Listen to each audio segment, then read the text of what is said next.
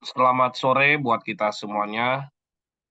Senang sekali kita bisa bertemu kembali di kelas ini, kelas Homiletika 1. Dan sore ini kita akan membahas tentang jati diri pengkhotbah dan masalah-masalah pengkhotbah. Nah, saudara-saudara, yang menjadi capaian pembelajaran kita dalam materi ini adalah yang pertama, saudara-saudara nanti kira-kira dapat menunjukkan jati diri berdasar teks Alkitab. Dalam arti jati diri sebagai pengkhotbah yang menyampaikan kebenaran firman Tuhan. Setelah itu juga saudara-saudara akan mampu untuk mengidentifikasi apa sebenarnya masalah-masalah yang dihadapi oleh pengkhotbah sehingga khotbah yang disampaikan itu sepertinya kurang dipahami, kurang dimengerti, kurang berterima. Nanti kita akan melihat apa masalah-masalah yang dihadapi oleh pengkhotbah. Baik, kita akan memulai ketika berbicara tentang jati diri siapa pengkhotbah, maka tentu kita akan melihat kepada teks-teks Alkitab, bagaimana teks Alkitab itu berbicara tentang siapa itu pengkhotbah. Kita sudah tahu bahwa Alkitab itu terbagi dalam dua, yaitu ada perjanjian lama dan ada perjanjian baru. Lalu bagaimana dalam perjanjian lama? Ketika kita melihat teks-teks Alkitab di dalam perjanjian lama, maka sebenarnya yang menjadi pengkhotbah itu adalah Allah sendiri. Kalau kita melihat Kejadian 1, maka kita bisa selalu menemukan di situ ada kata kunci di situ, berfirmanlah Allah. Berfirmanlah Allah. Berarti dia sendiri yang berbicara kepada umatnya. Kemudian yang kedua, saudara-saudara, siapakah yang menjadi pengkhotbah di dalam perjanjian lama itu adalah melalui hamba-hambanya. Yang dipilih, yang diutus, dan untuk menyampaikan pesan-pesan dari Tuhan sendiri. Siapakah mereka? Bisa malaikat, bisa Nuh, bapa leluhur Musa, Yosua, sampai kepada hakim-hakim, raja, dan nabi-nabi. Hamba-hambanya ini sebenarnya mereka berbicara secara langsung kepada hambanya untuk menyampaikan apa maksudnya. Jadi Tuhan sendiri yang berbicara kepada hambanya untuk menyampaikan maksud dan tujuan. Itulah sebabnya juga para hambanya ketika berbicara kepada umat Israel, berkhotbah atas nama Tuhan, sehingga mereka selalu mengatakan, demikianlah firman Tuhan. Kalau kita melihat kembali ada sekitar 347 kali dalam perjanjian lama ditemukan kata demikianlah firman Tuhan. Kemudian perkataan beginilah firman Tuhan itu ditemukan kurang lebih 423 kali dalam perjanjian lama. Nah, dalam bagian ini jelas bahwa ketika hambanya itu berbicara, mereka bukan berbicara atas nama mereka sendiri, tapi berbicara atas nama Tuhan. Sehingga mereka selalu berkata, demikianlah firman Tuhan. Beginilah firman Tuhan. Lalu apa tujuan Allah memakai manusia, hambanya menjadi pemberita firman-Nya? Kalau kita melihat dalam sejarah bangsa Israel misalnya, yaitu ketika masa keluar dari Mesir, pemberitaan firman Tuhan itu fokus kepada dekalog atau yang kita sebut dengan 10 hukum Taurat melalui Musa. Dalam keterbatasan Musa itu Allah yang memampukan. Jadi dia yang memampukan para hamba-hambanya. Misalnya pengalaman Musa ketika diutus Tuhan ke Mesir kepada Raja Firaun dalam Keluaran 4 ayat 10-15, dikatakan, "Ah Tuhan, aku ini tidak pandai bicara, dahulu pun tidak, dan sejak engkau berfirman kepada hambamu pun tidak, sebab aku berat mulut dan berat lidah."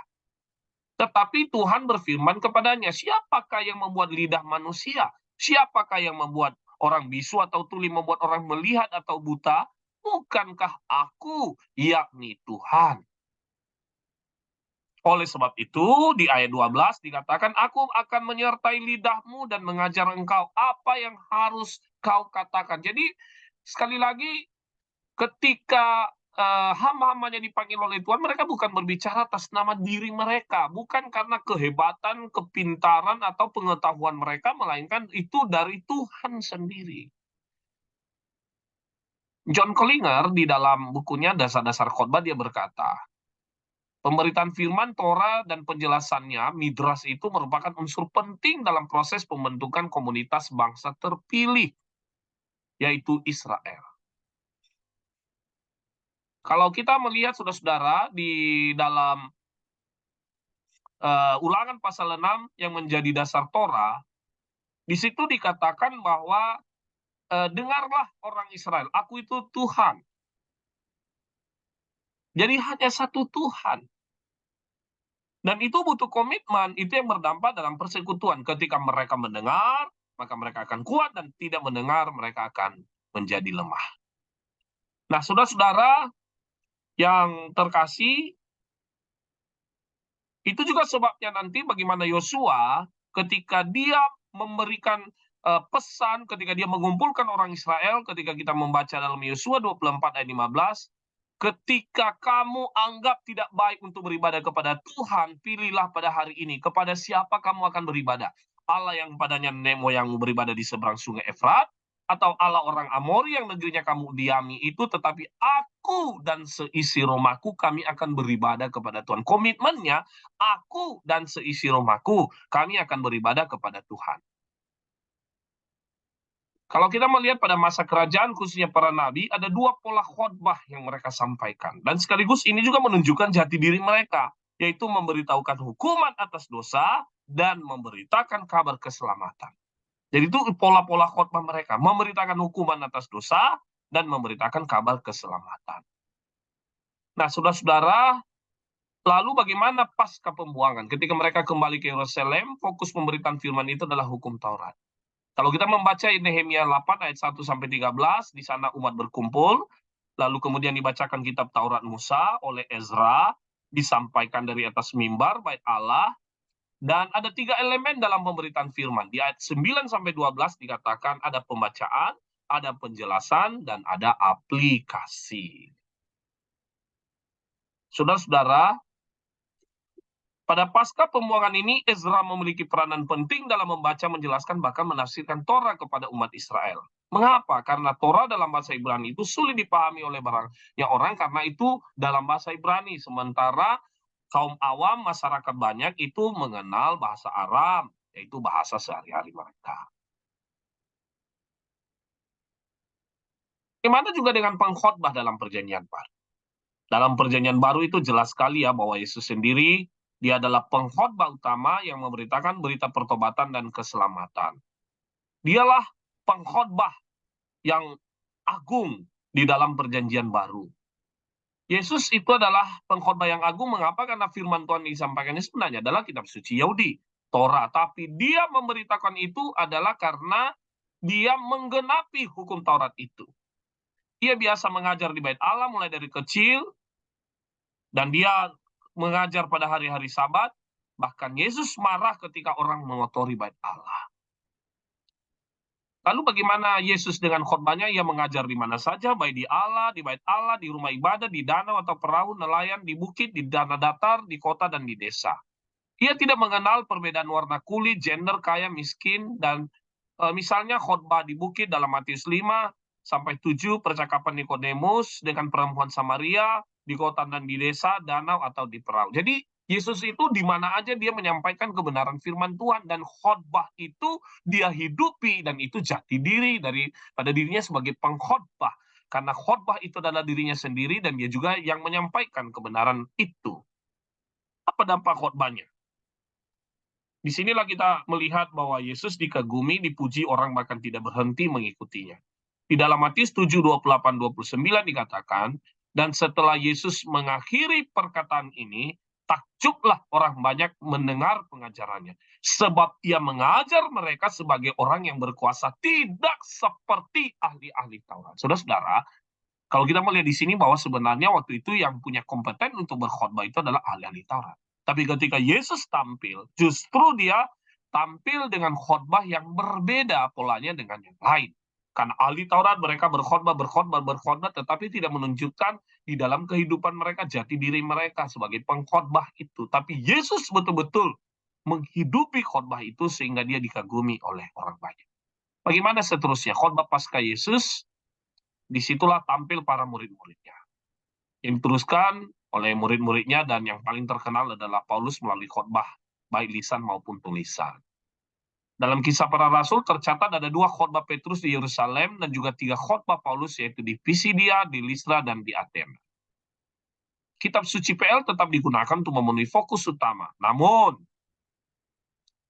khotbah fokus mereka adalah Yesus yang menyelamatkan. Kemudian ada juga para murid-murid Yesus, misalnya Petrus, khotbahnya di Kisah Para Rasul 2, Filipus di Kisah 8 ayat 5 dan seterusnya. Ada juga melalui para pelayan-pelayan Tuhan, dan ada penetua Jemaat Satuan Kristo, kemudian ada diaken dan seluruh orang-orang percaya. Ketika kita melihat itu semuanya sekarang, maka bagaimana sebenarnya jati diri pengkhotbah? Yang pertama adalah kerohanian.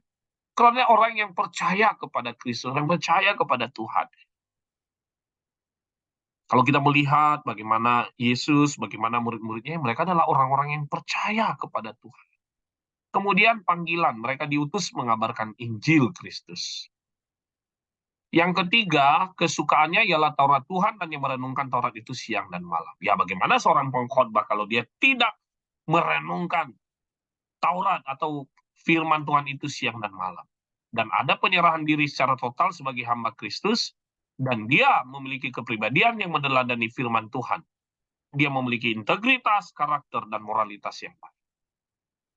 Saudara-saudara, pengkhotbah itu adalah hamba, doulos Tuhan. Martin Luther berkata bahwa pengkhotbah itu adalah babu Tuhan. Bukan doulos. Ada yang mirip-mirip bahasa Yunaninya doulos dengan doulos. Doulos itu hamba. Sementara doulos itu adalah penipu yang licik. Spiritualitas pengkhotbah itu Matius Mali dia pernah berkata bahwa berkhotbah adalah panggilan dan penugasan khusus oleh Tuhan terhadap orang-orang khusus untuk mewartakan sabdanya. Sekali lagi, berkhotbah adalah panggilan dan penugasan khusus oleh Tuhan terhadap orang-orang khusus untuk mewartakan sabdanya. Kalau kita membaca 2 Timotius 3, 16-17, di situ dikatakan, segala tulisan yang diilhamkan Allah memang bermanfaat untuk mengajar, menyatakan kesalahan, memperbaiki kelakuan, untuk mendiri orang dalam kebenaran. Dengan demikian, tiap-tiap manusia kepunyaan Allah diperlengkapi untuk setiap perbuatan yang baik. Saudara-saudara, kita sudah selesai dengan jati diri pengkhotbah. Sekarang, apa masalah pengkhotbah? Mengapa khotbah tidak menarik minat jemaat? Menurut Benny Solihin, dalam 7 langkah menyusun khotbah, minimal ada 5 problem khotbah masa kini. Yang pertama, peran Roh Kudus. Yang kedua, konten, isi, kemudian aplikasi, kemudian delivery penyajiannya, dan picture atau jati diri. Tadi ada hubungan dengan yang kita sampaikan tadi. Jati diri. Jadi problem khotbah masa kini itu ada 5 menurut Benny Solihin. Peran Roh Kudus itu sangat penting. Karena dia sebenarnya menggerakkan semuanya. Tapi ada kadang-kala itu ada perkhotbah bergantung pada kekuatan sendiri. Bukan kuasa Roh Kudus. Sehingga akhirnya khotbah menjadi kering. Bahkan ada 1-2 pengkhotbah dari pengalaman-pengalaman dia menggunakan kuasa-kuasa minuman keras supaya dia semakin mantap berbicara di depan orang banyak. Dia tidak yakin dengan kuasa Roh Kudus dalam dirinya. Kemudian ada masalah-masalah yaitu pengkhotbah kurang kreatif, kurang persiapan, pelayan kurang menghidupi firman yang disampaikan. Ya, sehingga warga jemaat tidak senang, bahkan ada yang tidur, ada yang sibuk dengan gadgetnya, bosan, dan mereka menutup telinga mereka untuk hal-hal yang baik, untuk firman Tuhan. Dan kemudian tidak sesuai dengan kebutuhan pendengar, apalagi anak-anak milenial, anak-anak generasi Z, anak-anak generasi Alpha, sekarang ini yang sangat kecanduan teknologi. Ya, kalau hanya dikhotbahkan dalam bentuk ceramah dengan tidak memakai media-media, ya mereka tidak begitu senang untuk mendengarkan khotbah-khotbah. Nah, demikianlah masalah-masalah, dan sekarang Bapak akan memberikan tugas kelompok, identifikasi jati diri pengkhotbah di gereja masing-masing, dan tantangan-tantangan yang dihadapi. Silakan Anda membentuk 3 kelompok, dan silakan Anda diskusikan, dan nanti saya berikan waktu sekitar 15-20 menit, dan setelah itu setiap kelompok akan mempresentasikan hasil daripada tugas-tugas kelompoknya. Sekarang mari kita membagi dalam kelompok, dan selamat bekerja.